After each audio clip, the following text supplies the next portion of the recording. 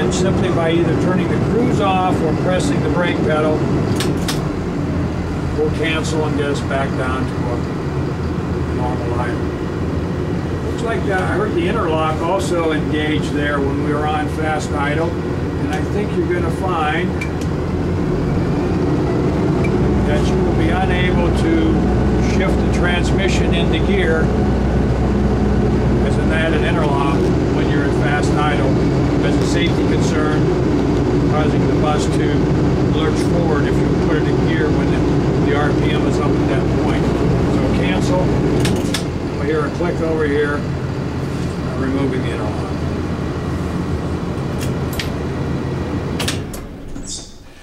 One final thing when we're talking about starting, you just noticed me start the engine there. There's another symbol that's going to come on here, and it relates to the glow plug or the method that diesel engines warm the cylinder. They require a preheat before the engine is ready to start, and especially in the winter time, you're going to see this symbol come on as soon as I turn the key on. And you want to wait, after you turn the key on, wait till that symbol goes out before you engage the starter and try to start the engine. And we'll go ahead and demonstrate that. And that is it right there. Looks like a little double spring there. We'll do that one more time.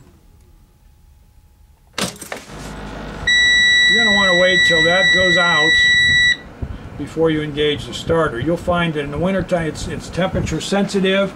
In the wintertime, when they have very low outside temperatures, it's going to take quite a while for that to go out. At that time, you can turn the key one position further and engage the starter and start the engine. Also, another item on the dash, as we move down the dash here, are the main passenger area of the vehicle. This is our heater air conditioner system for the main part of the vehicle, and we have the left control here is for the forward air conditioner, and the right control here is for the rear heater air conditioner. The rear is the only one that has the capability of heating and cooling. To enable both of those items, looks like a little snowflake there, just a momentary press, and it will power on, do a self-test. And once it comes on, you can change the desired temperature by lowering or raising. You also have a fan control or speed control on the fan, and let's see if we can pick up the sound there on the microphone of the camera. I'm going to press U2 is the middle fan speed, and U3 is the high fan speed on the forward unit. Same idea, to get this one to turn off, press and hold. Instead of just pressing and releasing, press and hold.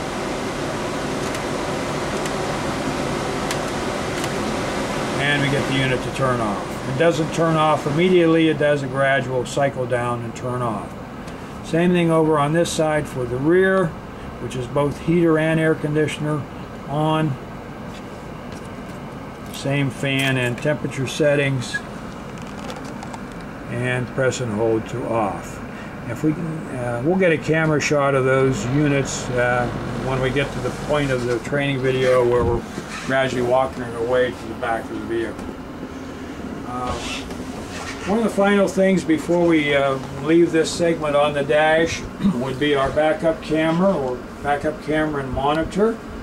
The backup camera will automatically come on when we put the transmission lever in reverse, or if you desire to have the camera on all the time and the monitor on all the time, pressing the power button, and we're looking at our view of the back of the vehicle. You can see the rear bumper back there, and you can probably see about 20 feet or so to the rear of the vehicle. It also has a microphone built into the camera. We'll look at that camera when we go around the outside of the vehicle in that segment. You'll see it mounted high top center right above the rear swing out doors. And if we bump up the volume, not only will you be able to see your spotter back there that's assisting you in backing, but you'll be able to hear your spotter. Having said that, to safely back the vehicle. The mirrors are primary, properly adjustable. The mirrors is primary for backing. This is just an additional aid to cover the blind spot area behind the vehicle that you cannot see with the mirrors.